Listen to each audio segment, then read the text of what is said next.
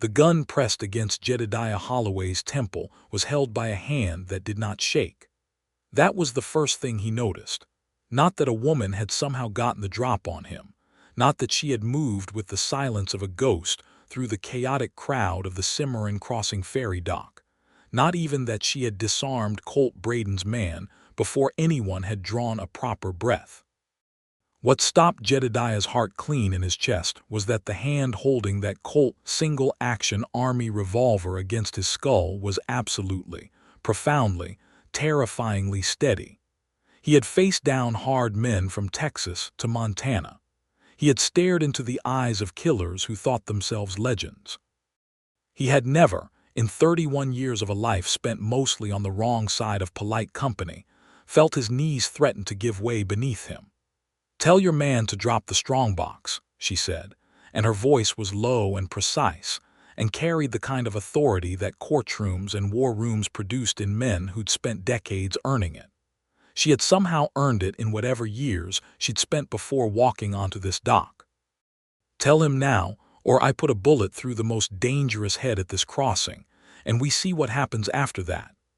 Jedediah's man, Rufus Cork, stood 10 feet away with the iron-banded strongbox in both arms, his eyes wide as wagon wheels. The crowd of settlers, traders, and rough-cut river men who'd been waiting for the ferry had gone so quiet that the brown water of the Cimarron seemed loud. "Do what she says," Jedediah said quietly. Rufus set the strongbox down. The woman did not lower the revolver. She stepped around to face him instead, keeping the barrel level and her eyes locked on his. He got his first proper look at her then, and what he saw did not fit anything he had anticipated. She was perhaps 27 or 28, with dark auburn hair that the prairie wind had pulled halfway loose from its pinning. Her clothes were practical, a brown canvas duster over a white blouse, riding trousers that were completely scandalous by the standards of 1882, and which she clearly did not care about in the slightest.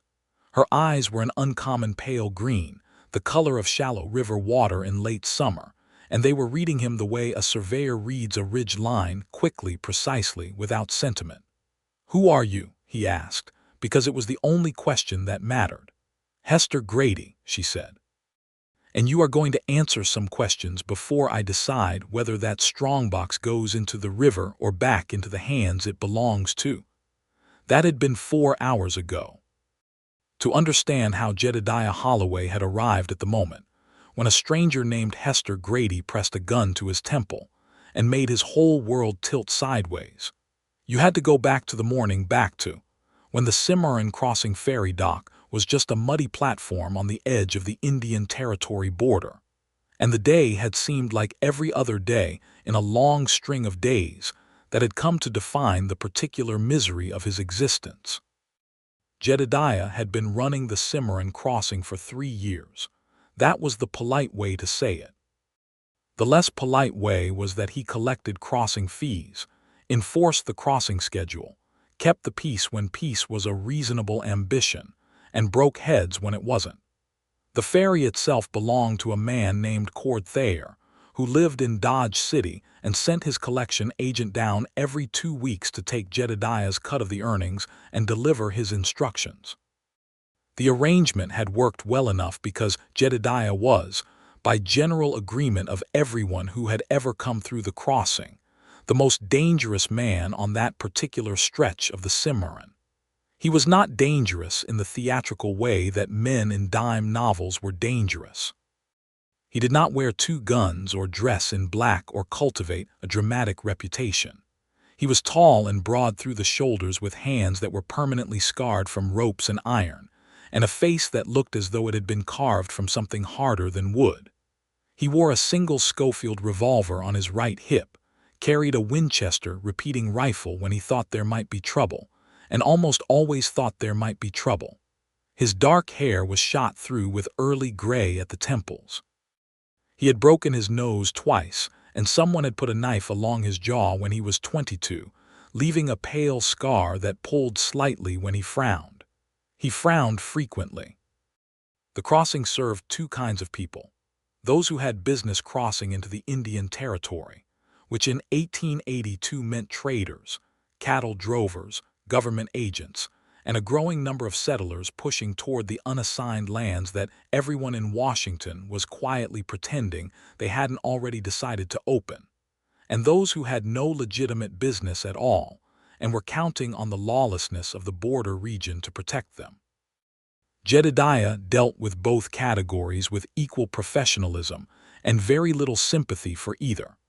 The morning had started with a cattle drive from a Texas outfit that was taking a herd of 1,200 longhorns north to the Kansas railheads. Their trail boss, a sunburned man named Abner Mills, had gotten into a dispute with Jedediah about the per-head crossing fee that had lasted 45 minutes and involved 3 separate threats of violence, all of which Jedediah had absorbed with the patience of a man who had heard every variation of threat that existed. They had eventually agreed on a figure that was, by Jedediah's calculation, precisely what he had said it was at the beginning of the conversation. Then there had been the matter of the Greer brothers, 2 men from Arkansas who had been waiting at the crossing for 4 days and who Jedediah suspected correctly, as it turned out of planning to ambush a Mennonite farmer family once they got across and into the territory. He had resolved that situation by confiscating their firearms, giving the farmer family a 2-hour head start, and informing the Greer brothers that if he saw them at this crossing again, he would introduce them to the Cimarron River personally. By midday, he was tired in the specific way that his life made him tired, not physically worn out, because his body was accustomed to hard work, but tired of the constant calculation of threat and consequence, tired of making small, ruthless decisions in a landscape where all decisions were ruthless. That was when the eastbound stage arrived. The stage came from Caldwell, Kansas, which was the nearest town of any real size on the Kansas side of the border. It was operated by the Southwestern Stage Company and ran twice weekly, carrying passengers, mail, and whatever freight the company had contracted to move. Jedediah was familiar with the driver, a laconic man named Pearsall who communicated almost exclusively in grunts and head movements, and with the usual cast of passengers, merchants, government men, the occasional missionary whose optimism about the territory would last approximately until the first night. This stage carried 5 passengers. He registered them in the way he always did, quickly, categorically. 2 men who had the look of land speculators. A woman with 3 small children who had the exhausted look of someone making a journey they had not chosen. A preacher with a large black Bible who immediately began disapproving of Jedediah's general existence, and Hester Grady. He had not known her name then. She had stepped down from the stage last, and she had paused on the bottom step and looked at the crossing, the dock, the ferry, the brown wide river, the raw scrub of the territory beyond, with the careful assessment of someone who was making calculations, not observations. She wore the duster, and the trousers, and her hair was coming loose, and she carried a leather satchel over one shoulder that looked heavy enough to contain something substantial, and a long canvas case that he could not immediately categorize. She walked directly to the dock master's board, the slate board where Jedediah posted the crossing schedule and the fee structure, and read every word of it, running one finger along the figures. Then she turned and found him with her eyes across 30 feet of muddy ground as though she had known exactly where he was standing, and she walked toward him. "Is the afternoon crossing still running?" she asked. No preamble, no performed helplessness, just the question.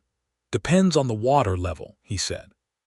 "We'll know by 2 o'clock, and if it's not running, then you camp here tonight and cross tomorrow morning." She considered this. "Is there a situation developing that I should know about?" He had been asked that question before, but never quite like that. Most people asked if it was safe. They asked if there was trouble. They asked the question from the position of someone who wanted to be reassured. She asked it from the position of someone who wanted the actual information so they could make a competent decision about what to do with it. "There's a man named Colt Braden who operates out of the territory," Jedediah said, and he was not entirely sure why he was telling her this, except that her directness seemed to demand directness in return. He's been running a scheme where he comes to crossings like this one and relieves people of their valuables. He hit the crossing at Beaver Creek 2 weeks ago. His pattern suggests he'll come through here sometime in the next 48 hours. How many men does he run with? Usually 5 or 6. Armed? Considerably. She nodded, processing this. Then she looked at the long canvas case she was carrying. That's useful information, thank you. And she had walked away to where a rough wooden bench sat near the dock, set down her satchel, and opened the canvas case. He had watched, not obviously, because he did not stare at people obviously, but he watched as she assembled a Sharps rifle with the calm, rapid efficiency of someone who had assembled that particular rifle many hundreds of times. It was a long-range model, the kind that buffalo hunters had used to devastating effect a decade earlier, with a vernier rear sight that she checked and adjusted with careful attention. Rufus Cork appeared at Jedediah's shoulder. Rufus was his assistant, for lack of a better word, a stocky, affable man of 35 who had come to the crossing after a career as a surveyor's helper had ended when he'd accidentally set fire to 2 months' worth of territorial survey maps. "Who is that?" Rufus asked, watching Hester with open fascination. "Don't know yet," Jedediah said. "She's building herself a Sharps rifle on a bench at a river crossing." "I can see that. Most women at river crossings are asking me where the privy is." "She's not most women at river crossings." That assessment, he would learn, was one of the most profound understatements he had ever uttered. Her name came out through the natural exchange of information that happened at crossings, where people waited and talked, and the details of each other's lives emerged whether people intended them to or not. The land speculator with the broader shoulders, a man named Whitfield, tried to engage her in conversation, and she responded with such precise, brief answers that he eventually gave up. The preacher came closer, and she told him crisply that she was Presbyterian and had no need of additional religious counsel, which was apparently an end to that. The exhausted woman with the children her name turned out to be Mabel Dunn, and she was traveling to meet a husband who had gone ahead to find work near Guthrie, found Hester a more receptive conversationalist, perhaps because Hester spoke to her with genuine attention, and at one point quietly helped corral a wandering toddler without making a production of it. Jedediah learned her name when Pearsall, the stage driver, came to file his passenger manifest with the crossing log, which was a territorial requirement. Pearsall grunted each name in turn, and Jedediah wrote them down: Whitfield, Haverford, Mabel and children Dunn, Reverend Price and Hester Grady. "Where's she headed?" Jedediah asked. Pearsall examined his paperwork. Another grunt. "Doesn't say destination, just paid to the crossing." That was unusual. People crossing at the Cimarron were almost always going somewhere specific. The territory beyond was not a place you went without a reason. He found a reason to walk past her bench in the early afternoon. She had the Sharps assembled and was cleaning it, which suggested it had recently been fired, and she had a small journal open beside her that was covered in dense, careful handwriting, and what appeared to be sketched diagrams topographical, he thought. She closed the journal with unhurried confidence when he was still several steps away, which told him she had excellent peripheral vision and was comfortable enough in his presence not to be alarmed by it, but had enough sense of privacy to close the book. "Hester Grady," he said. She looked up. Those pale green eyes again reading him, calculating something. "That's right," she said. "You're not on a stage going anywhere specific." "That's also right. This crossing doesn't get many people who are just passing through without a destination." "I imagine not." She set the cleaning cloth down on the rifle case. "I'm a surveyor.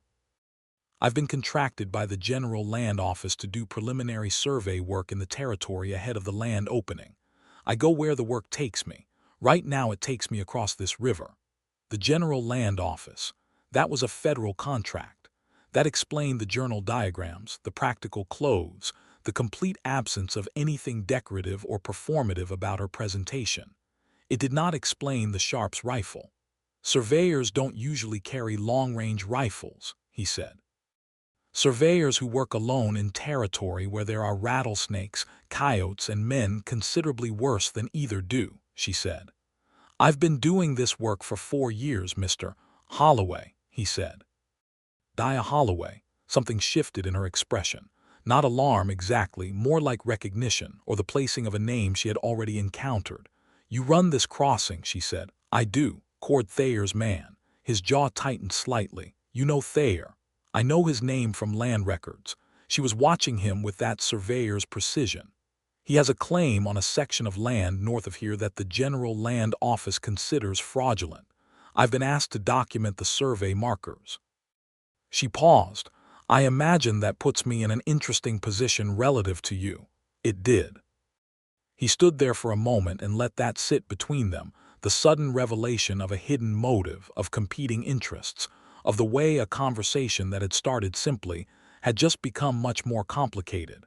"I work for Thayer in a professional capacity," he said carefully. "What he does with his land claims is his business. Is that something you believe or something you say?" The directness of that question was like a physical impact. He had not been asked a question that honest in longer than he could easily remember. "That's something I say," he said, before he had properly decided to say it. She held his gaze for 3 full seconds. Then she nodded, once, the way you nod when someone has confirmed something you already suspected, and picked up her cleaning cloth again. He walked away feeling as though the ground had shifted underneath him by about 3 inches in a direction he didn't have a name for. The afternoon water check came back marginal. The Cimarron was running higher than usual for that time of year. It had rained heavily in the high country to the west, and the river was carrying that water now, brown and heavy and faster than comfortable. Jedediah made the call to postpone the afternoon crossing, which meant everyone at the dock would be spending the night. The crossing camp was a rough thing, a long canvas shelter held up by pine poles where people could sleep off the ground, a fire ring, a water barrel that was refilled from the river each morning and left to settle before drinking. Jedediah had built it himself 2 years ago when it became clear that delayed crossings were a regular feature of life at the Cimarron, and he maintained it with the same spare competence with which he maintained everything in his life. It was not comfortable. It was functional. Hester Grady looked at the camp without complaint, found herself a spot near the end of the shelter where she had clear sightlines in multiple directions, and set her kit down with the organized calm of someone accustomed to sleeping in places considerably less accommodating than this. Mabel Dunn was struggling to get her 3 children, the oldest perhaps 7, the youngest barely 2, settled and fed. She had packed bread and salt pork for the journey, but the children were restless and frightened of the dark water sounds from the river, and the 2-year-old had begun crying with the particular exhausted commitment of a child who has been traveling too long and finds no comfort in the explanation that the journey is almost over. Jedediah watched Hester set down what she was doing, cross to Mabel Dunn, and spend the next 20 minutes doing something that he would not have predicted. She told the children a story. Not a nursery story, not something sweet and simple, but an adventure story about a young woman who could read the stars, and used that knowledge to navigate across a great dark sea to find a magical country where horses ran free and apples grew from every tree. She told it with her hands moving and her voice changing for different characters, and the children locked onto her with the complete absorption of the very young. And by the time the story ended, all 3 were blinking with sleepiness, and Mabel Dunn was looking at Hester with an expression of pure gratitude that made something in Jedediah's chest feel strange. He built up the fire because the evening was cooling, and the river brought a damp chill with it, and Rufus went around with cornbread from the camp supplies, because that was what they always did when there were delayed passengers. The preacher said grace loudly and without being invited, and the land speculators drank whiskey from a flask and talked about Kansas City. Hester Grady ate her cornbread and made notes in her journal by firelight, her handwriting never wavering despite the dancing shadows. At some point in the quiet after the children slept and most of the adults were settled, Jedediah found himself sitting on the far side of the fire from Hester and staring into the flames in the particular blankness of a man who is thinking about something he doesn't want to examine too closely. He became aware, gradually, that she was watching him. Not with the coy sideways look that women sometimes used in society. He had seen enough of that to recognize it, but with the direct, frank, openly curious look that was apparently just how she looked at things she was trying to understand. "Can I ask you something?" she said. "You've been asking me things all day," he said. The corner of her mouth moved. It was not quite a smile, but it was the precursor to one. "How long have you been at this crossing?" 3 years. And before that, he thought about how much to say and then decided, with a feeling that this woman would know the difference between the truth and a performance of the truth, to say the actual answer. "I was a deputy marshal out of Wichita for 2 years. Before that, I did trail work out of Texas. Before that," he stopped. "Before that, I was doing things I don't recommend." "What kind of things?" "The kind that kept me alive but didn't keep me honest." She accepted this without judgment, which was not what he had expected. "What made you stop?" "A man died," he said. "A man who didn't deserve to." The fire crackled. The river moved in the dark. He had not told anyone that in a very long time, and the telling of it sat inside his chest like something that had been waiting for an exit. "What's keeping you here?" she asked. "At this crossing working for Cord Thayer." "It's work," he said. "And he searched for the honest word. I'm waiting." "For what?" "I don't know yet. I thought I'd know when I saw it." She looked at him for a long moment across the firelight. Then she returned to her journal. He sat with the fact that he had just told a stranger he had met that afternoon the most honest thing he'd said to anyone in 3 years, and he could not entirely account for why. He took the first watch of the night, as he always did. The crossing had no formal guard rotation, but Jedediah had a habit of walking the perimeter of the camp in the small hours, checking the ferry line, reading the quality of the darkness for threats. It was on one of these walks, shortly after midnight, that he heard the horses. Not the casual movement of road horses passing on the Texas road to the south. This was the particular careful walk of horses being held to a deliberate quiet, which was a sound that Jedediah's specific experience in specific dark activities had taught him to recognize the way a doctor recognizes a particular cough. He went back to the camp and woke Rufus with a hand on the shoulder and a finger to his lips. Then he went to where Hester Grady was sleeping and stopped because she was not sleeping. She was sitting up with her back against the shelter pole and the Sharp's rifle laid across her knees, and her eyes were open and looking directly at him. "You heard them too," he said quietly. 20 minutes ago," she said. "I counted at least 6 horses by the sound pattern. They stopped about a quarter-mile south and they've been quiet since then, which means they're waiting for something, probably for the camp to go deeper into sleep." He stared at her. "You've done this before."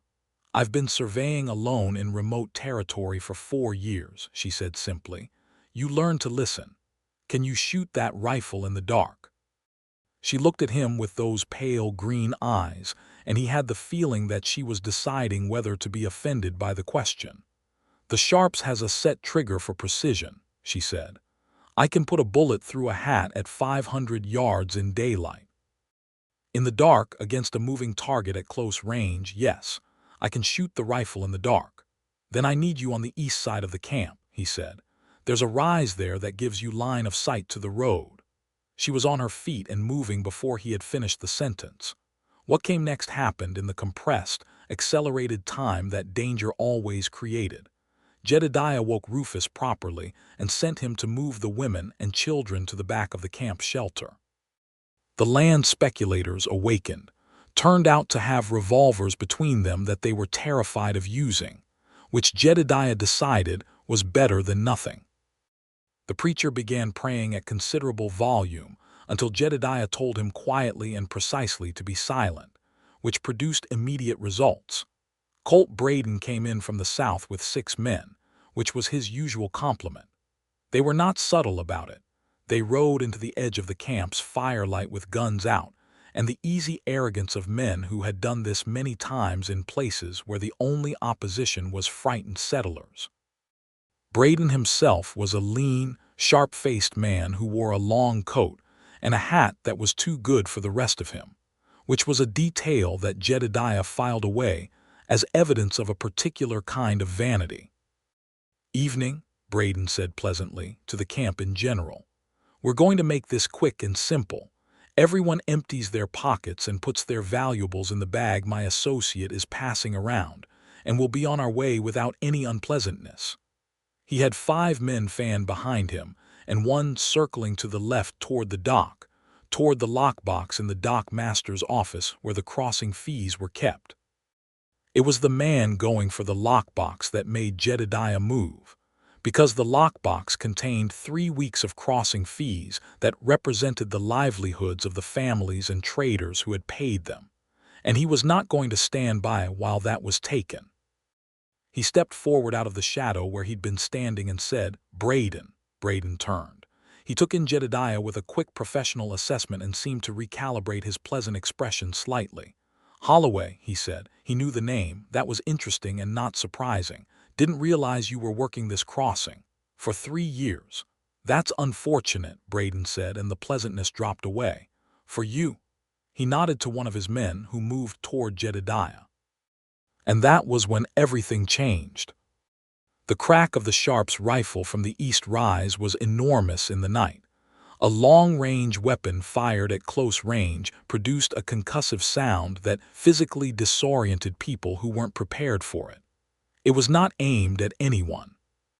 Hester had put the bullet into the dirt 6 inches in front of the horse of the man moving toward Jedediah, and the horse responded to this by doing what horses do when a large gun fires very close to their feet, which is to attempt to depart the situation immediately and with considerable energy. The man on the horse was busy for the next several seconds and not a threat to anyone.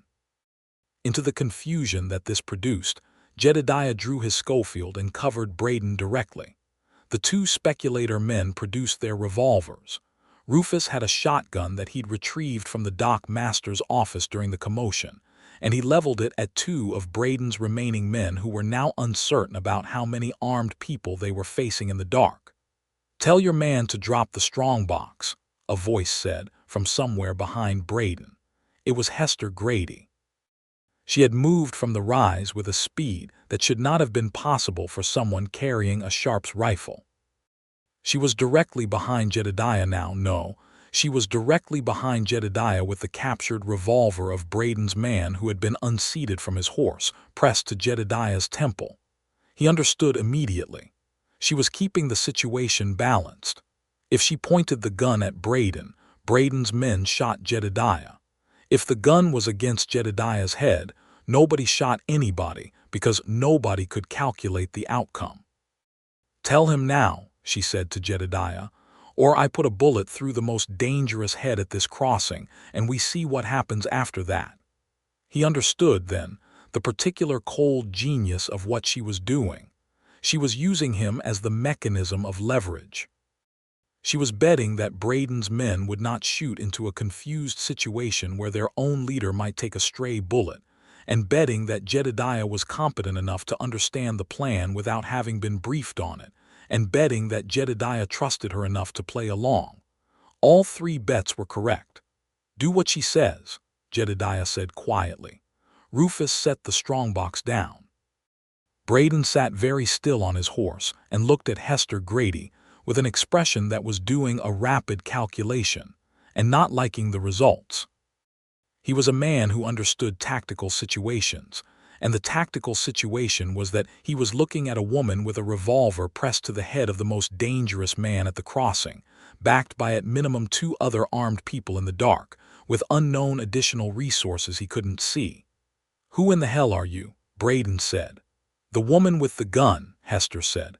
"Now here's what happens. Your men put their weapons on the ground, all of them. Then you ride south, and you don't come back to this crossing. I have the authority of the General Land Office of the United States government, which means federal backing, and I have documented your activities and your description in my survey journal, which will be filed with the Federal Marshal's office in Wichita when I reach my destination. If I see or hear about you at any crossing in this territory again, that report gets filed the same day." Braden looked at the gun. He looked at Jedediah. He looked at the darkness beyond the fire where the barrel of Rufus's shotgun caught the light. He made the calculation. "Boys," he said, "put them down." The guns went into the dirt. Braden's men collected their weapons. Hester allowed this because she was not trying to leave people unarmed in the territory. She was trying to remove them and rode south without ceremony. Braden last. He looked back once, not at Jedediah but at Hester, with an expression that was equal parts fury and unwilling respect. When the sound of hooves faded, Hester lowered the revolver and stepped around to face Jedediah. She looked at him. He looked at her. "You put a gun to my head," he said. "I needed you as a stabilizing element," she said. "The situation called for a pivot, and you were the most effective pivot available." He stared at her for a very long moment. There was something happening in his chest that he was not prepared for, not anger, though the anger was there in a mild form that was already dissolving, but something that felt much more like a door in a wall he'd built carefully over a very long time, swinging open in the dark. "That," he said slowly, "was the most impressive thing I have ever seen anyone do." She blinked. It was the first thing he had said that seemed to actually land differently than she had expected. "I've done worse," she said. "I don't doubt it," he said. They stood there in the firelight and the night of the Cimarron, and the strange shaken quality of what had just happened settled around them like dust after a fall, and Jedediah Holloway thought, "There she is. That's what I've been waiting to see." Not that he said this. He had been alone in himself for long enough that saying a thing like that out loud would have required a vocabulary he wasn't sure he still possessed. Instead he said, "The preacher's going to want to give a Thanksgiving prayer," and she said, "Let him. I could use a few minutes quiet," and they walked in the same direction without discussing it, toward the dock where the ferry was tied and the river moved dark and endless underneath the stars. He stood at the edge of the dock, and she stood beside him, and neither of them said anything for a while, which was comfortable in a way that silence between strangers almost never was. "You knew I'd understand what you were doing," he said eventually. "I thought you probably would," she said. "You have the look of someone who makes situational calculations quickly, and if I hadn't, then I would have shot into the dirt next to your foot instead," she said. "I always have a secondary plan." He laughed. It was a short, surprised sound because he had not genuinely laughed at anything in some time. She glanced at him sideways when he did it, and the precursor to a smile on her face became the actual thing, brief and bright and real, not performed, not social, just honest amusement. He liked her smile very much. He did not say this either. In the morning, the Cimarron had settled enough to cross. The ferryman, a silent Cherokee man named Joseph who lived on the territory side and operated the ferry with an expertise that Jedediah respected completely, poled them across in 2 loads. Mabel Dunn and her children went in the first load, which Hester had quietly suggested to Jedediah with a glance at the exhausted mother that communicated more than most people could have said in several sentences. Jedediah crossed in the second load, with the land speculators and Hester and Rufus and the preacher. He stood at the back of the raft and watched the Kansas shore recede and the territory shore approach, and he was aware with unusual clarity of the fact that he was not supposed to cross. His job was the Kansas side. The crossing fees, the ferry schedule, the camp, all of that was his responsibility. He had never made the crossing himself, and yet here he was. He told himself it was because Braden might come back and Hester Grady was crossing alone into territory where a man with a grudge and 5 armed companions might decide to pursue a reckoning. He told himself it was professional caution. He told himself several other things that were all technically true, and none of which were the primary reason. Hester was making notes in her journal as the ferry crossed, reading the river current, marking something about the bank composition on the territory side. She had a surveyor's eye for landscape that he found himself watching with the same quality of attention he'd given the river itself, The way she cataloged and recorded, the way the world became data to her without losing its realness. "You're not supposed to be on this ferry," she said without looking up. "No," he agreed. "Why are you?" He thought about the several true answers and chose the most honest one. "Because I have no legitimate reason to stay on the other bank." She did look up then. She read him with that pale green gaze, and then she nodded once and returned to her journal. Something in the set of her shoulders changed by a fraction, which he was learning to read as a signal that she was pleased about something, and was not going to make a performance of being pleased. The territory side of the Cimarron in 1882 was raw and immense and beautiful in the way that things are beautiful when they have not yet been organized by human ambition into something manageable. The land rolled out in every direction under a sky so enormous it made you feel honest, too exposed for pretense, too vast for small concerns. There were cottonwood groves along the river, and then prairie that went on until it met the horizon in a line as clean as a drawn blade. Somewhere to the south, an eagle was conducting a slow assessment of the landscape from an altitude that suggested confidence in its own excellence. The preacher departed immediately toward what he described as a mission settlement 3 miles east. The land speculators hired a wagon at the territory side way station to take them north. Mabel Dunn found, to her evident relief, that her husband was waiting for her at the way station.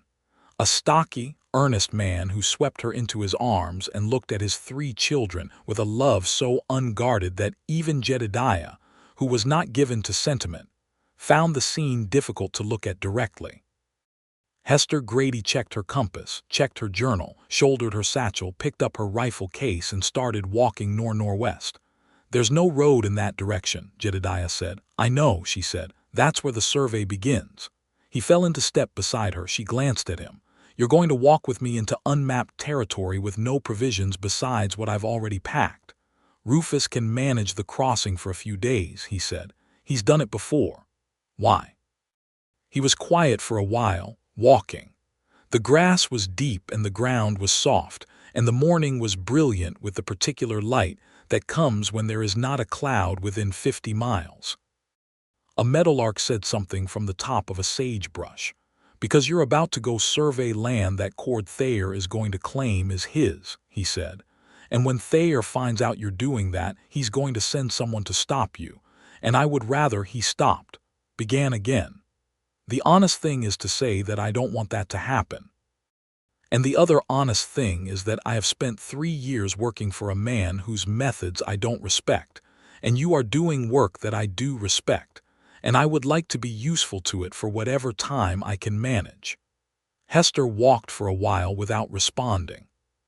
He had learned that her silences were not uncomfortable ones. She was processing, not dismissing. "You know that if you accompany me you're declaring yourself against Thayer's interests," she said. "I know. He'll remove you from the crossing. Probably. And then what? What comes next for Jedediah Holloway without a position at the Cimarron Crossing?" "I don't know," he said. "But I think that's actually an improvement over the last 3 years, which were spent not knowing while doing something I'm not proud of."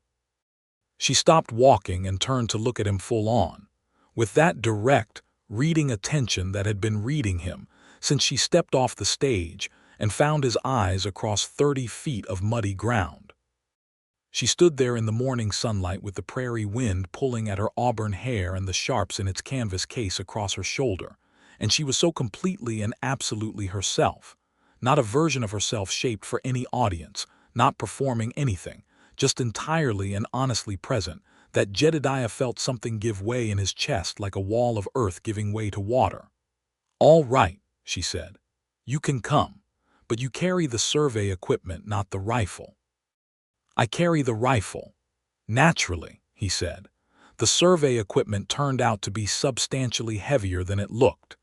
There was an instrument she called a transit, which measured horizontal and vertical angles and was made of brass and steel, and treated with the reverence usually reserved for things that cost more than houses. There were wooden stakes, iron pins, a chain for measuring distances. The standard 66-foot Gunter's chain, 66 feet of iron links that she handled with the practiced ease of long familiarity. There were maps already partially drawn, reference maps from the General Land Office that she had been issued before beginning the survey, and a set of calculations already worked that she consulted through the day with the fluency of someone who had done this mathematics so many times it had become intuitive. He had done enough ranch land calculation in his life to understand the basics of surveying. He understood bearing and distance, understood the section and township system that the government used to organize federal land. What he had not understood until that day was the artistry inside the science. The way she moved through the landscape, reading it not just visually but geometrically, understanding its contours as a language that the terrain was speaking, translating that language into numbers that would eventually become legal descriptions that would determine who could claim what and who would be protected from fraudulent claims like Thayer's. They worked through the morning in a partnership that established itself with remarkable ease. She directed, he set stakes and held the chain and recorded measurements when her hands were occupied with the transit.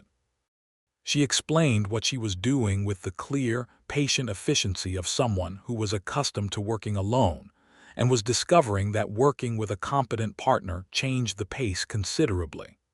At one point in the late morning, she set up the transit on a small rise and took a series of sightings to the north, marking angles with precise adjustments of the instrument. She was completely absorbed in this, her eye to the telescope, her hand on the leveling screws, and Jedediah was watching her in a way that he knew was not entirely about professional observation. She turned away from the transit and found him looking and did not pretend she hadn't seen it. "What?" she said. "Nothing," he said. "You're staring." "I'm observing," he said. "There's a professional distinction," another precursor to a smile. "And what are you observing?" He thought about a number of honest answers and chose the one that seemed safest. "I'm trying to understand how someone becomes what you are. A surveyor, a person who doesn't need anyone." She was quiet for a moment, adjusting something on the transit. "Everyone needs someone," she said. "The question is what you need them for." "I grew up in a house where my father told me that a woman's intelligence was a liability to be managed, not an asset to be developed. So I developed it anyway, and I learned to need it more than I needed anyone's approval. That's not the same as not needing people." She paused. "It's just a different kind of need." He thought about this. "Where did you learn the survey work?" "My uncle. He was a surveyor for the government survey of 1879 in the Black Hills. He thought my questions were worth answering, which my father did not. When I was 23, he sponsored my application to the General Land Office as a survey assistant. By the time I was 25, I was running my own sections." She looked at the transit, then at the landscape. "4 years of it now. And the Sharps." "My uncle again. He said a woman alone in the field needs a rifle she trusts at range, because at range you have the advantage of choosing whether an encounter happens. Up close, you lose that choice." She glanced at him. He was right. "He sounds like a sensible man." "He was the best man I ever knew," she said, with a simplicity that told him the uncle was gone, and that the loss was real and permanent, and she had made her peace with it in the way that honest people make peace with losses. Not by pretending they don't hurt, but by carrying them with them as part of the weight that makes them who they are. They stopped in the early afternoon in the shade of a cottonwood stand near a creek that fed into the Cimarron. Hester spread her maps and began the preliminary plot of the morning's measurements, working through the geometry with the kind of focused silence that Jedediah recognized as the silence of someone who is in their element. He produced from his own pack some hard biscuit and salt beef that he had grabbed from the camp supplies before crossing, and set it between them without ceremony, and she ate without stopping her calculations, reaching for the food with one hand while the other held a pencil. "Thayer's fraudulent claim," Jedediah said. "What's it for?" "About 2,000 acres north of here that includes a water source, a decent well, fed by underground spring. She didn't look up from the calculation. Whoever holds the water source in that section holds the leverage over every settler and cattle operation for 20 miles in 3 directions. He filed documentation claiming the land under an 1862 homestead provision that was never extended to the territory. The records are fabricated.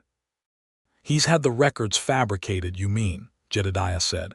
Thayer doesn't do his own dirty work. No, she agreed. He has people for that. He thought about the envelope that arrived every 2 weeks with his cut of the crossing fees. He thought about the instructions that came with it, who to favor and who to delay, what traders to wave through without the standard inspection, what questions not to ask when certain wagons came through from the south.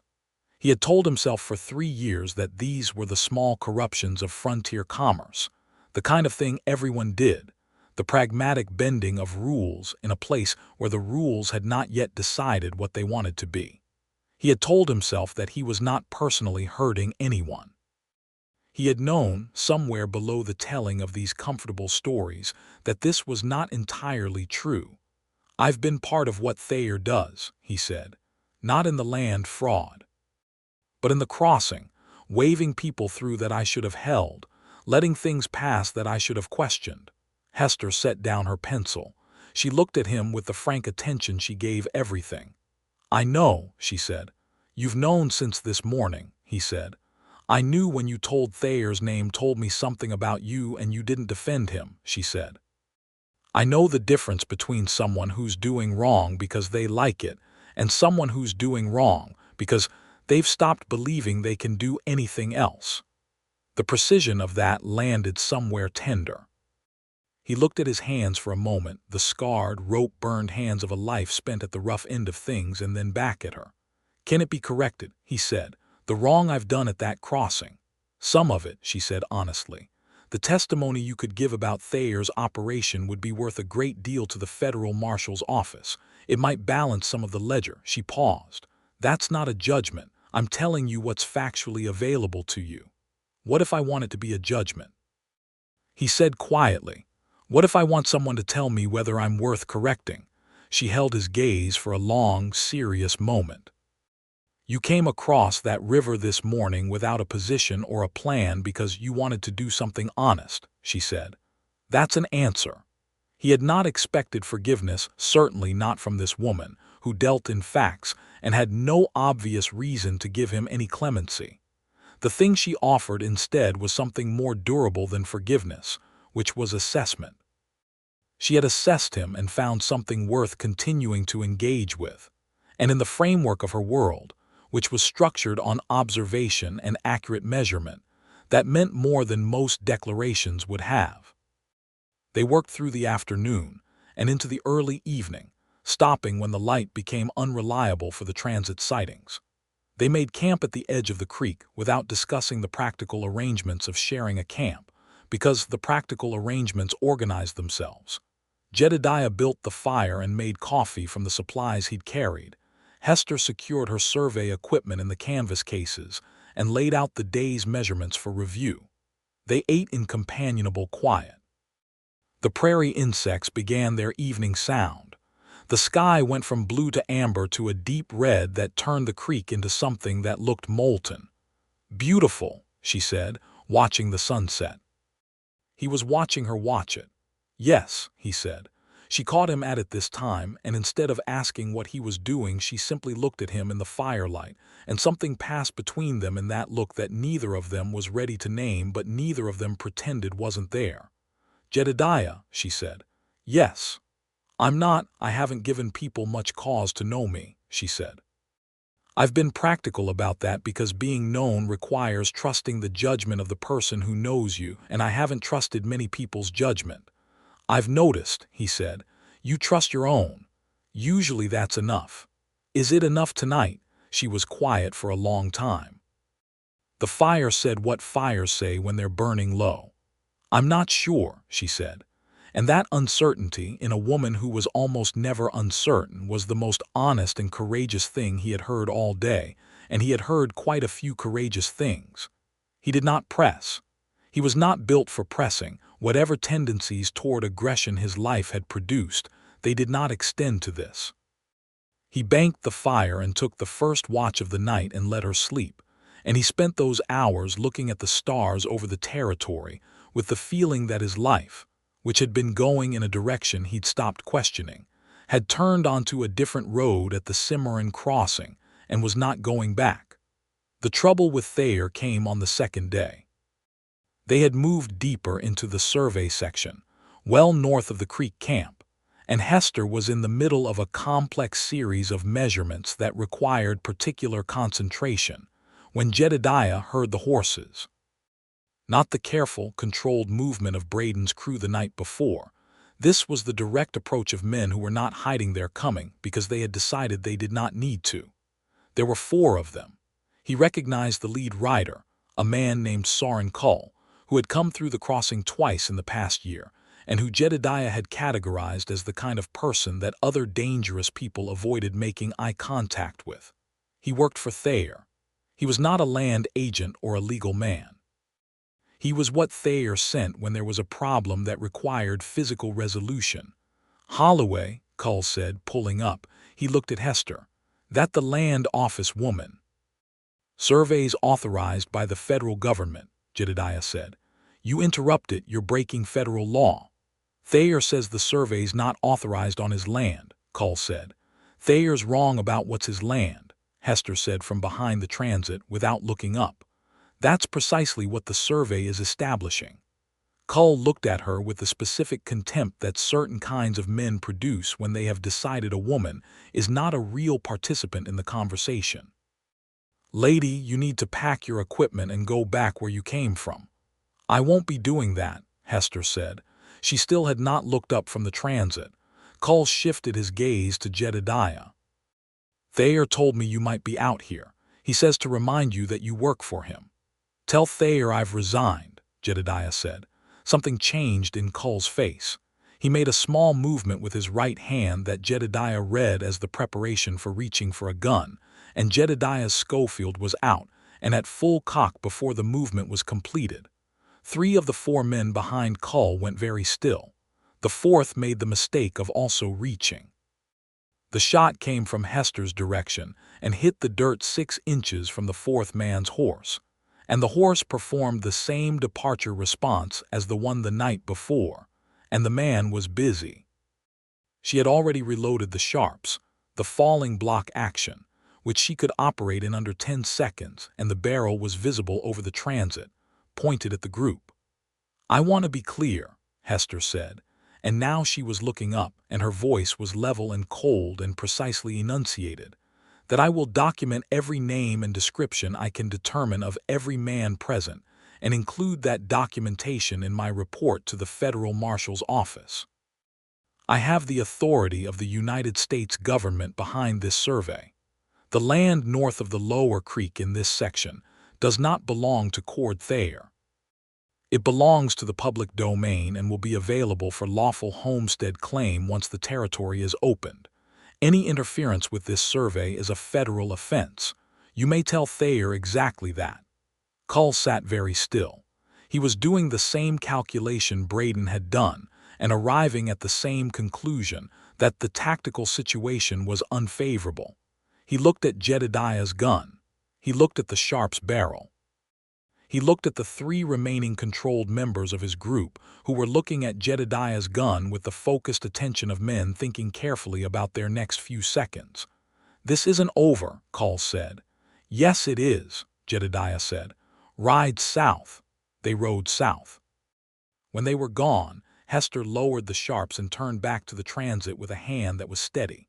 He put the Schofield away and walked to where she was, and he stood behind her shoulder, and she turned and looked up at him from very close, and neither of them moved for a moment. "You need to go to Wichita," he said. "Soon. File the survey results and the report to the marshal before Thayer has time to move his documentation." "I know," she said. "I can finish this section in 2 more days." "Can you do it in 1? She thought about this. "If I work from first light to last light, and if I have someone who can hold the chain and set stakes without being told twice." "I can hold a chain," he said. "I've noticed," she said. They worked from first light to last light, and the quality of that work was something Jedediah would remember for the rest of his life.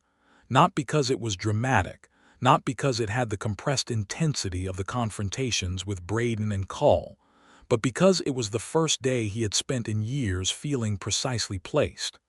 The work was real and honest and consequential. Hester moved through it with a certainty that was not arrogance but something more grounded.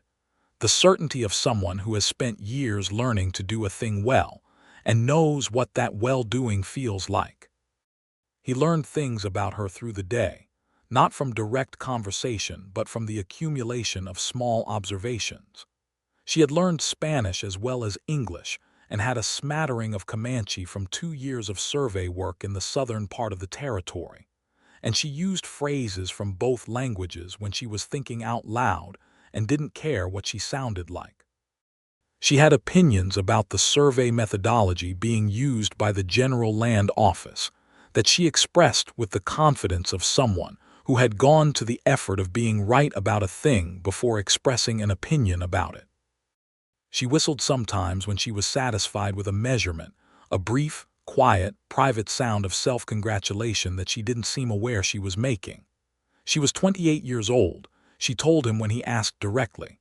She had grown up in Ohio, the daughter of a hardware merchant with 5 children, and a conviction that girls were a domestic resource and boys were an investment.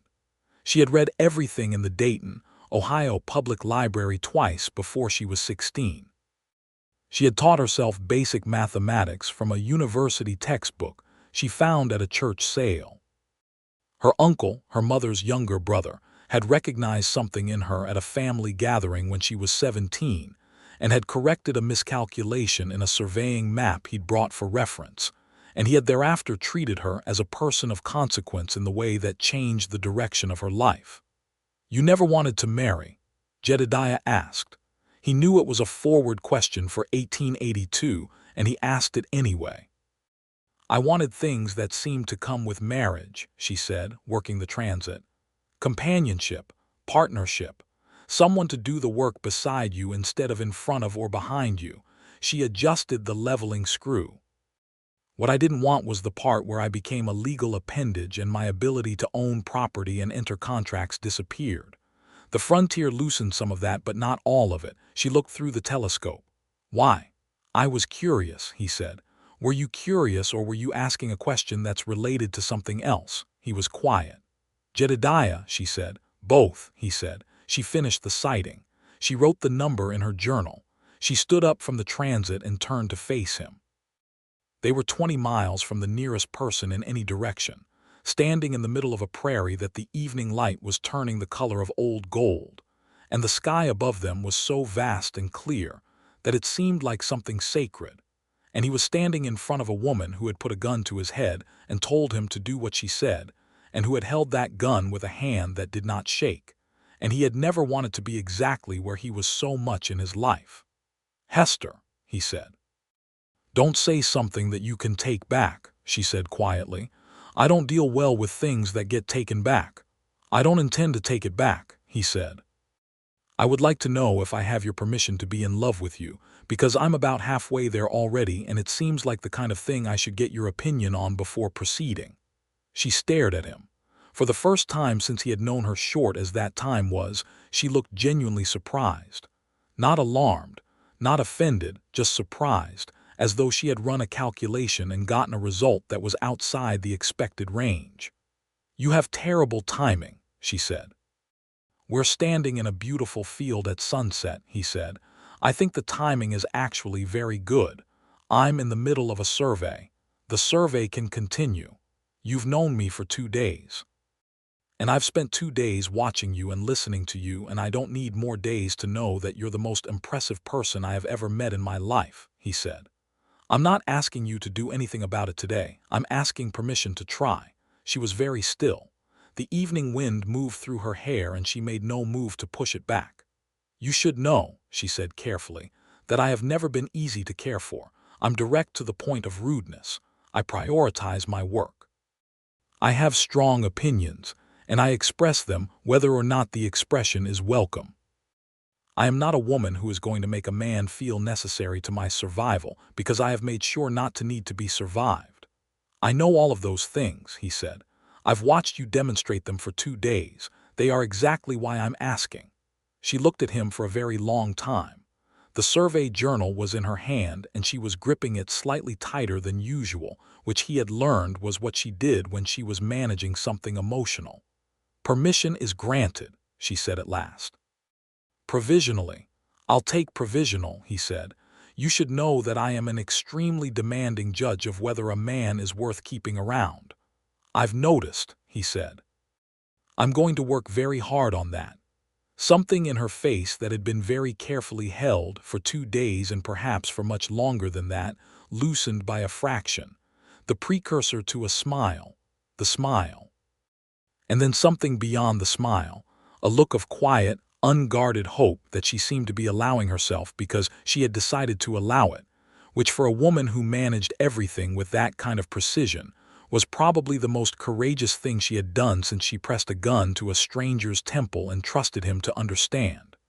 They made camp that night with a different quality to their silence, still companionable, but alive with something new. The ride back to the Cimarron took the better part of the next morning. Hester had completed enough of the section survey to provide the documentary evidence needed, and she had detailed notes of the confrontation with Cull and his men that would be part of the federal report. They arrived at the crossing in early afternoon to find Rufus Cork managing a moderate crowd with his usual combination of affability and the implied presence of the shotgun, and to find, pinned to the dock master's board, a letter from Cord Thayer. Jedediah read the letter. It said what he had expected, that his services were no longer required, that he had 24 hours to vacate the crossing premises, and that any financial stake he had accumulated in the operation was forfeit given the breach of his employment terms. There was an implied threat in the language that was deniable but clear to anyone who had operated in Thayer's world for 3 years. He folded the letter and put it in his pocket. "Well," Rufus said, "that's that then." "That's that," Jedediah agreed. "Where are we going?" Rufus asked because in Rufus's world where Jedediah went, Rufus went, which Jedediah found simultaneously touching and slightly inconvenient. "Wichita," Hester said.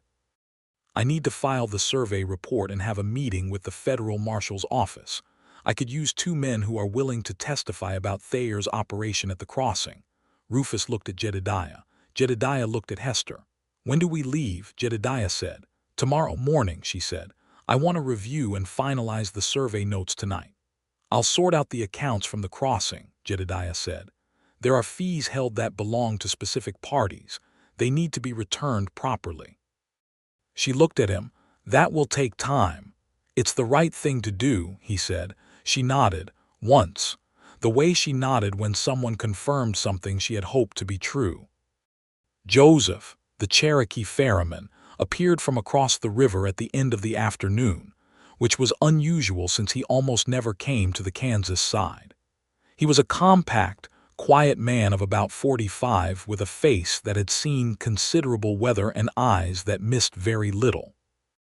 He found Jedediah at the dock and said, without preamble, that he had heard about the visit from Cull's men and wanted to say that when the federal marshal's people came to investigate, he had information about the number of times unauthorized men had crossed on Thayer's instruction, with dates and names that he had been keeping in his own records. "Why?" Jedediah asked. "Because the man with the water rights claim is putting pressure on the Creek and Cherokee farmers north of my side," Joseph said. "If that land opens to honest settlers, the water stays public. If Thayer's people get the water, it becomes a weapon." Hester had appeared during this conversation and was listening with complete attention. When Joseph finished, she offered him her hand, which she shook as she would have shaken a colleague's, directly and without condescension. "Your records would be extremely valuable to the federal report," she said. "Will you come to Wichita?" "I will," he said. "Give me 3 days to arrange the ferry." She noted his name and his information in her journal and thanked him with a specificity that named exactly what his contribution meant, which was the way she thanked people, not vaguely and warmly, but precisely and honestly. The journey to Wichita took 4 days, which was the standard transit time for the stage route from the Cimarron through Caldwell and north. Jedediah, Hester, Rufus, and eventually Joseph, who caught up with them at Caldwell on horseback, having arranged a temporary ferryman on his side, made the journey in stages, the way the territory required. The 4 days were not uneventful. There was a broken wheel outside Medicine Lodge that required 2 hours of repair, during which Hester used the time to take preliminary survey notes on the surrounding terrain out of what appeared to be genuine professional reflex. There was a night at a stage station outside Wellington, where the only accommodation was a single large room divided by a curtain, and Hester declared herself satisfied with this arrangement, and fell asleep within minutes, which suggested either supreme self-possession or supreme exhaustion, both of which Jedediah found equally admirable. It was during the second day's ride in the stage that she fell asleep with her head against his shoulder. She had been reviewing survey notes and then had stopped, and her head had tilted, and she had simply gone to sleep the way exhausted people do when they have been pushing themselves for too many days. He sat very still and did not move for 3 hours so as not to wake her, and Rufus, across the stage, caught his eye and grinned with the wide, delighted grin of a man who has just seen something that confirms his theory about how things are going, and Jedediah looked at him very steadily until Rufus found something interesting to examine outside the window. When she woke, she was mortified for approximately 30 seconds, which was the longest he had seen her be mortified about anything, and then she was brisk and precise again and opened her survey notes as though nothing had happened. But she did not move away from the slight contact of his arm beside her, and after a while, without comment, she leaned back again. Not asleep this time.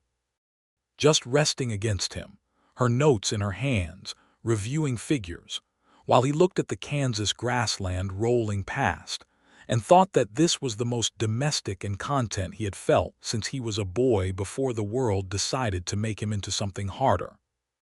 Wichita in 1882 was one of the genuine cities of the plains, not the roaring cattle town it had been in the early 1870s, but a growing, settled place with brick buildings and a federal courthouse and a railroad depot that brought the world in and sent Kansas wheat out in the other direction.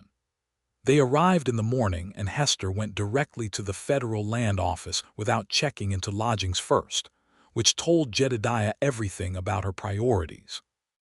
The land office meeting took 3 hours.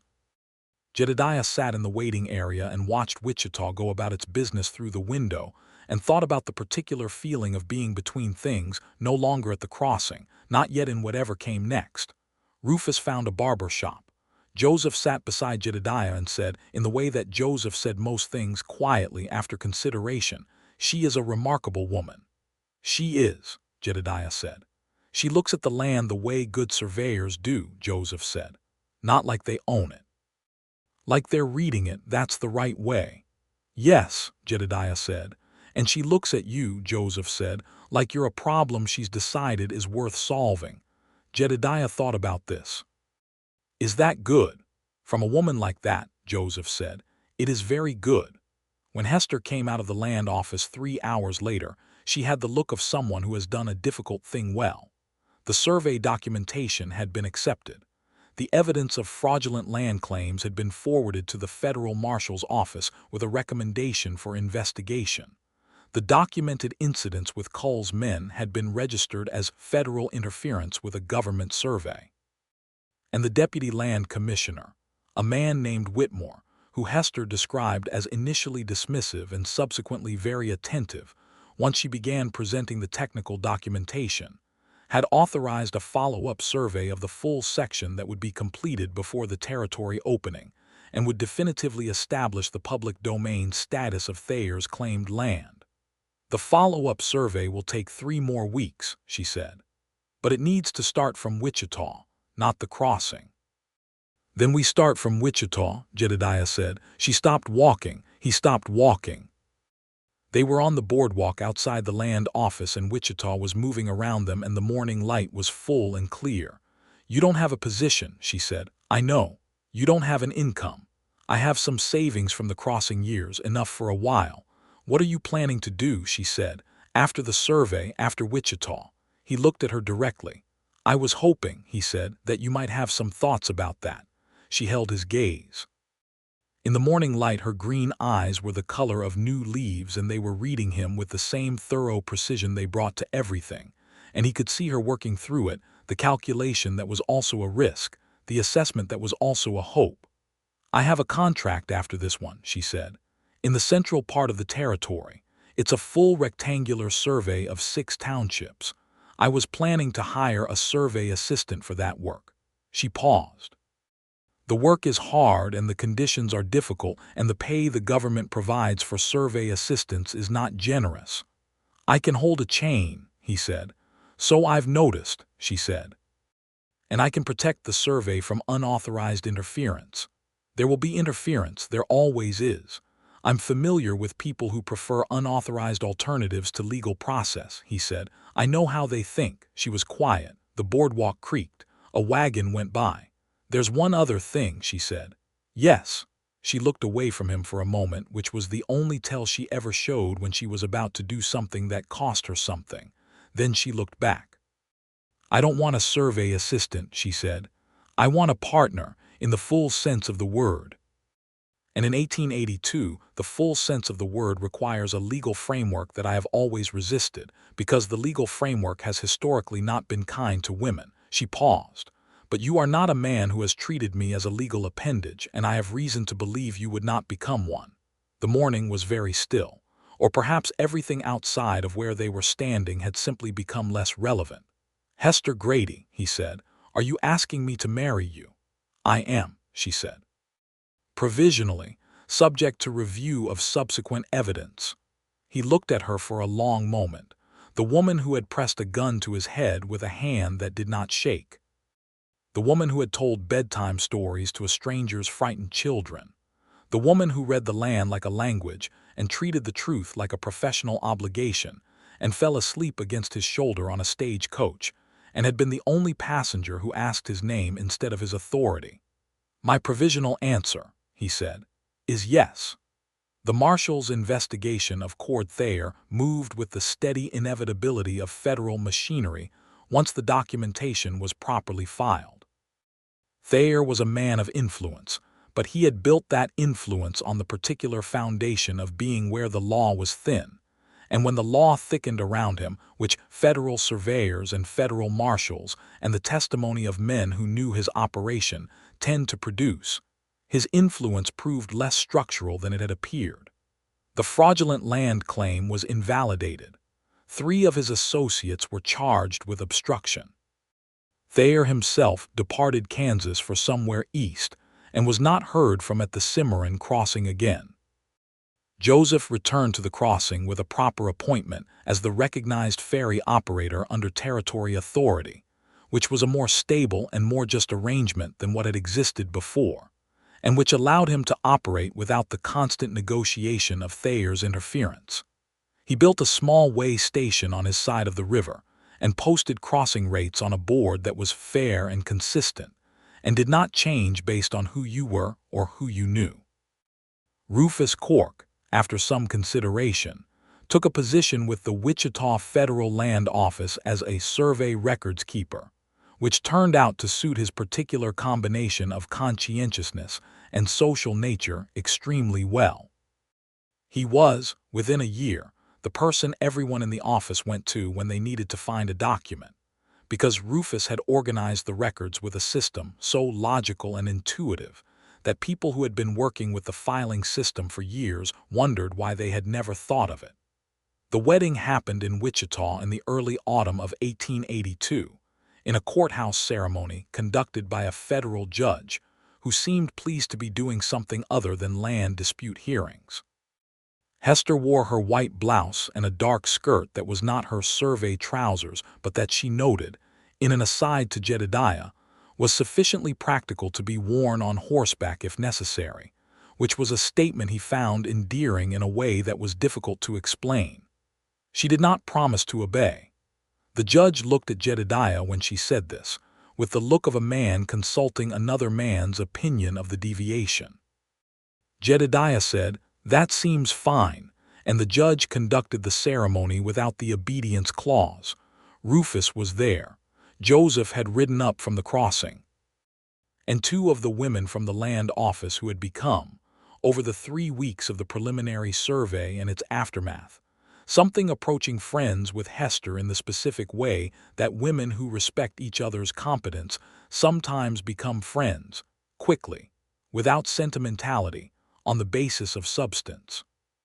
When Jedediah put the ring on her finger, she looked at it for a moment with an expression that he had learned to read by now, as the expression she had when she was moved by something and was allowing herself to be moved.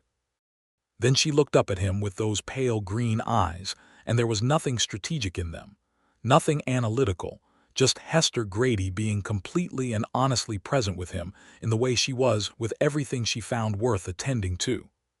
They were assigned the Central Territory Survey contract that fall. 6 townships, an enormous section of land that would take most of the winter and into the following spring to complete properly. They worked from a base camp that they established near a reliable water source, a prairie camp with a stove-heated canvas tent that Hester organized with the same systematic precision she applied to everything, and that Jedediah maintained with the same practical diligence he had applied to the crossing, transferred now to more honest ends. He learned to survey. Not at the level she operated. She had 4 years of expertise, and a mind specifically suited to the geometric and spatial reasoning the work required, but at a competent assistant level, and then beyond that, as the winter progressed, and she was a frank and exacting teacher. She explained the mathematics until he could do the basic calculations himself. She taught him the transit and the chain and the iron pins and the journal system. She explained the legal description framework and what it meant for the families who would eventually read those legal descriptions and know what land was theirs.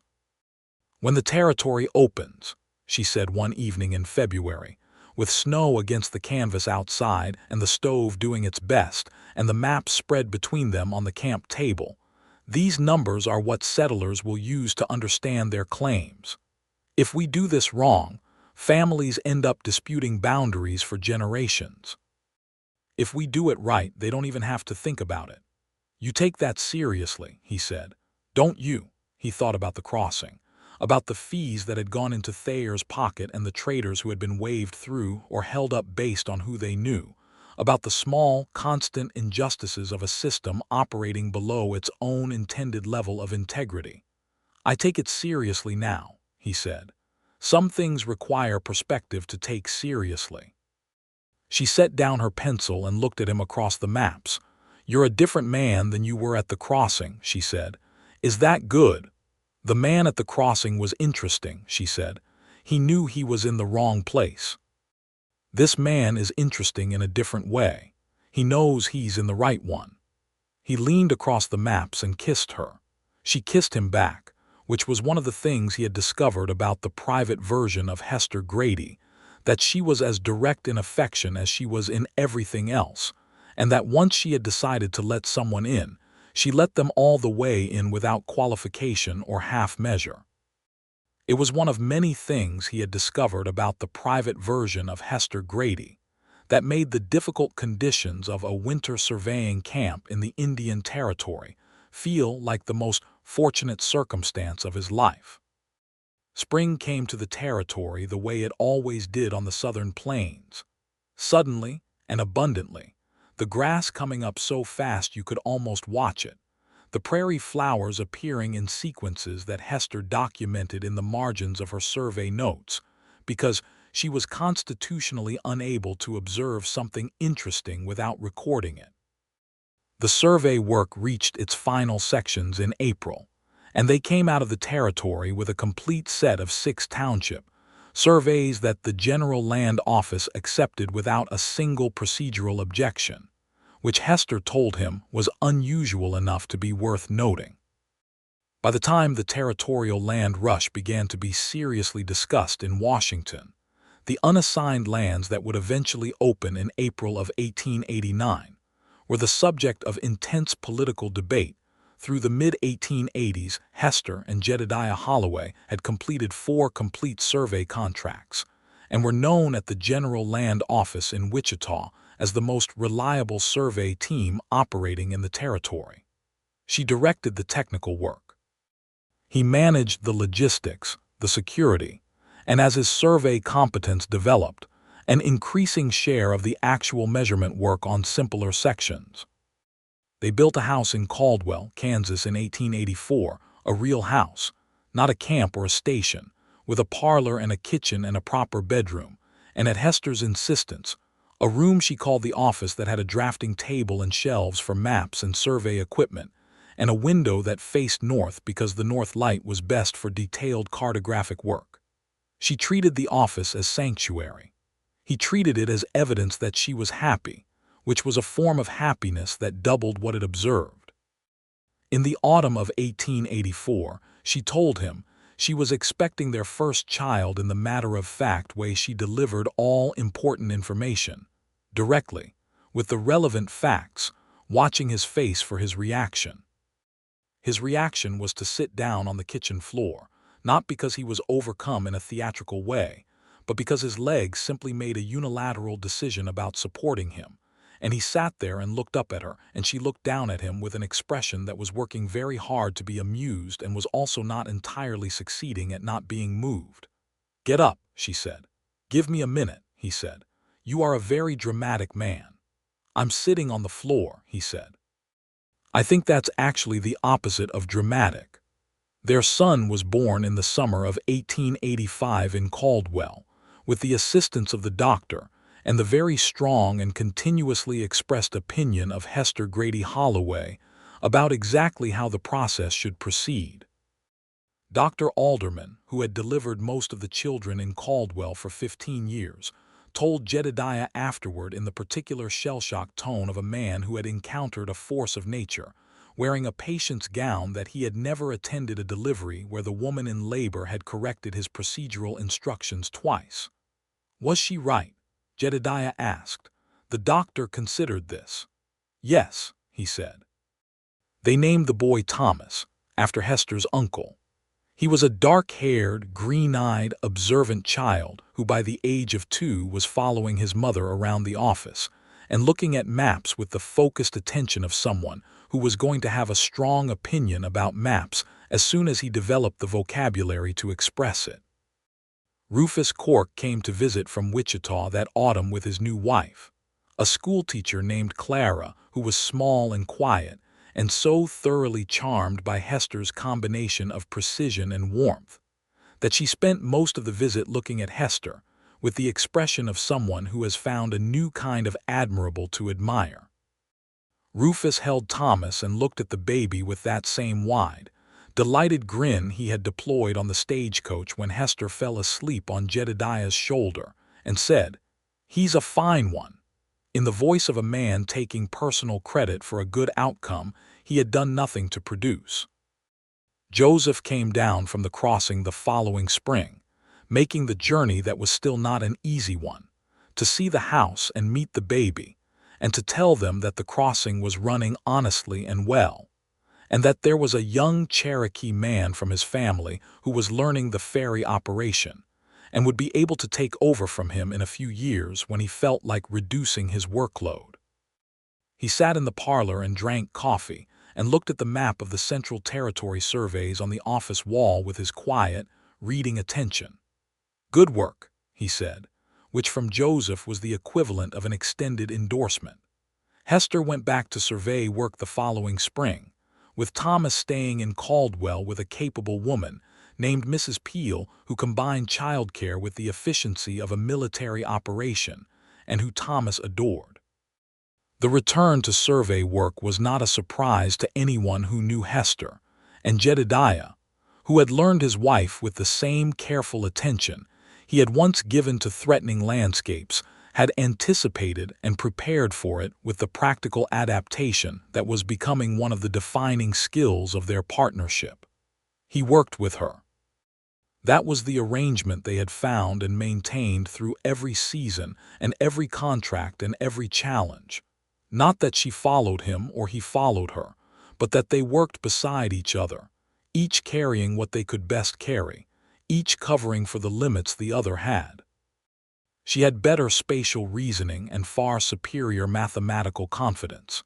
He had better threat assessment and the specific, hard-won knowledge of frontier illegality that meant he could read a situation before it became a situation. Together, they were effective in a way that neither was alone, and they both knew it, and they said it to each other sometimes in the quiet way that people say important things when they are not performing them for anyone. Their daughter arrived in 1887, 2 years after Thomas. She came into the world with considerably less medical drama than Thomas, but with a set of lungs that suggested she had strong feelings about her arrival, and she was auburn-haired like her mother and had Jedediah's dark eyes, which was a combination that produced a face of such emphatic character that Dr. Alderman, more prepared this time, said she looked like she already had opinions. "She does," Hester said. "I'm counting on it." They named her a leaner. She was, as advertised, opinionated from her first coherent expressions, and she followed Jedediah around the property with the dedicated attachment of a small person who has determined that a particular adult is the most interesting thing in her environment, which pleased him more than he had words for, and which Hester observed with a quiet smile that she never quite suppressed.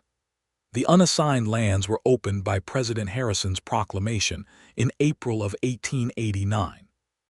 The land rush of that April, thousands of settlers lined up at the territory border waiting for the noon gun, racing to claim homestead sections in the new Oklahoma Territory, was one of the defining events of the Western American story. Hester and Jedediah Holloway watched the beginning of it from the northern edge of the territory, where they were concluding the last measurements of a survey contract that had taken them through the previous autumn and winter. The landscape they had spent years measuring and documenting was about to become, legally, a place where families could put down roots. The legal descriptions in Hester's carefully maintained survey records, the numbers and bearings and distances that she had worked through rain and cold, and the interference of men who wanted the land to remain ambiguous enough to exploit, would be the framework on which those lives were built.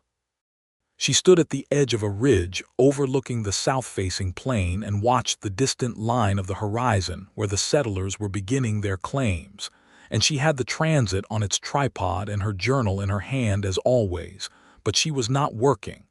She was simply watching. Jedediah stood beside her.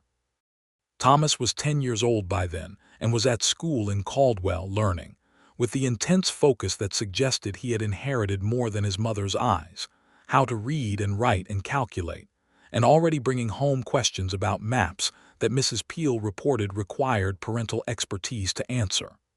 Eleanor was 7 and was riding a small pony named Captain around the Caldwell property with a confidence that considerably exceeded her years. "What are you thinking?" he asked. "I'm thinking about how many of those people are going to build something real," she said, "and how many of them are going to fail, and how hard it's going to be for all of them. And how the land doesn't care about any of it, but the survey does. The accuracy of the numbers determines whether a family's claim holds up when someone challenges it 10 years from now." "Your numbers hold up," he said. "Our numbers," she said. He put his arm around her and she leaned into him, not the unconscious leaning of the stagecoach, that first surrendered trust, but the deliberate, chosen leaning of a woman who has decided that this is where she puts some of her weight, and that this is a good and honest place to put it. The sun was on the plain, and the grass was green with the April rains, and somewhere below them, the territory was becoming the place it had always been moving toward becoming, and the years behind them felt, not like losses or waste, but like a necessary route, the particular road that had led through a muddy crossing on the Cimarron River to a morning when the most dangerous man at the crossing was asked his name by the only passenger who thought it was worth knowing. He told her sometimes in the evenings when the children were asleep and the office lamp was lit, and she was doing the meticulous cartographic work that was going to outlast both of them by many decades. The maps and the legal descriptions that would be referenced by families, yet unborn, who would never know the woman who measured the land they walked on. He told her that she had saved him, not from Braden's men or Cull's men or any of the external dangers that their frontier life had produced. From the smaller, more permanent danger of being someone he didn't respect. She received this in the way she received most things of emotional weight, with stillness, and then with one of her particular nods, the kind that confirmed something she had been hoping was true. And then she would pick up her pencil and return to the map, and the lamp would make her hair look like something lit from inside, and Thomas would make a small sound in his sleep down the hall, and Alina would have kicked her blanket off again and need it replaced, which Jedediah would go and do without being asked, because he had learned his children's sleep patterns with the same careful attention he gave to everything that mattered to him. In 1891, Hester received a commendation from the General Land Office for survey accuracy. A formal letter from Washington, noting that her documented surveys in the Oklahoma Territory had produced the lowest dispute rate of any survey team operating in the region over the preceding decade. She read the letter at the kitchen table and set it down beside her coffee cup and said, "It's about time," with the satisfied precision of someone whose professional assessment of her own work had been confirmed, and then she went to the office to plan the next contract. Jedediah picked up the letter and read it twice. Then he put it in the frame on the wall beside the Central Territory Survey map, where it stayed. Their third child, another son, born in 1892, named William after no one in particular, except that it seemed to suit him, came into the world in the same pragmatic, capable way that Hester managed everything.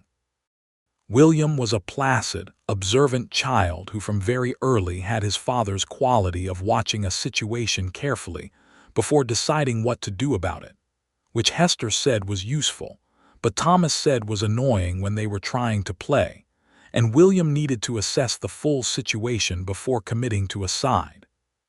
The three children grew up understanding, as children grow up understanding things when the understanding is demonstrated rather than explained, that a family was a partnership between people of equal standing who contributed different things to the whole.